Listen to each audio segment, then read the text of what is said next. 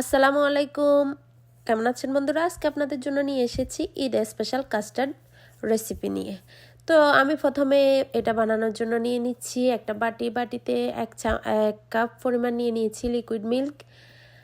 তো দিয়ে দিচ্ছি 3 চামচ কাস্টার্ড পাউডার। তো কাস্টার্ড পাউডার দিয়ে দেওয়া হয়ে গেছে। এখন ভালো করে মিশিয়ে নেব। এগুলা দেখতে পাচ্ছেন, এগুলা মেশাতে কালারটা চেঞ্জ হয়ে গেছে।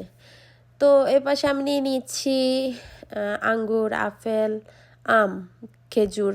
তো আমি সবগুলো কেটে ছোট ছোট টুকরো করে নেব।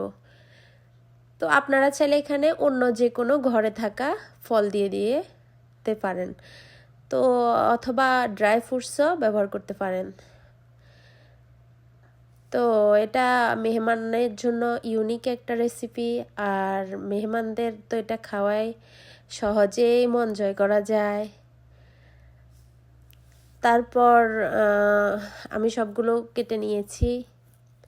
তো আমি দিয়ে দিচ্ছি লিকুইড মিল্ক। চুলা একটা পাতিল বসিয়ে দিয়েছি, 1 লিটার লিকুইড মিল্ক দিয়ে দিয়েছি, স্বাদ মতো চিনি দিয়ে দিয়েছি।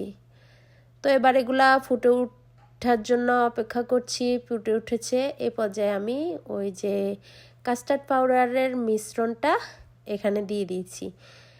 দেওয়ার সাথে লাড়াচাড়া করে নিতে হবে। তো দেখতে পাচ্ছেন ঘনত্বটা কেমন হয়েছে। আমি নেড়েচেড়ে ঘনত্বটা এরকম করে নিয়েছি। তো ফলগুলোর উপরে এগুলা এখন গরম গরম ঢেলে দিয়েছি। তো এখন একটু নেড়েচেড়ে দিচ্ছি। দেখতে পাচ্ছেন কতটা জুসি হয়েছে। এটা এভাবেও খাওয়া যায়, তবে ঠান্ডা করে খেলে আরও বেশি মজা লাগে। তো আমি এখানে উপর থেকে খেজুরগুলো সাজিয়ে দিচ্ছি। দেখতে কিন্তু খুবই লোভনীয় মনে হচ্ছে, খেতেও কিন্তু বেশ মজার হয়েছে। এখন আমি যে বয়স দিচ্ছি, এখন মনে হচ্ছে আমি আবার খাই এটা। তো আমি আধা ঘন্টার মতো ফ্রিজে রেখে দিয়েছি। তো আধা ঘন্টা পর দেখতে পাচ্ছেন নামিয়ে নিয়েছি। কেমন হয়েছে, একদম কলিজা ঠান্ডা কারি। ইফতারও কিন্তু বানাতে পারেন।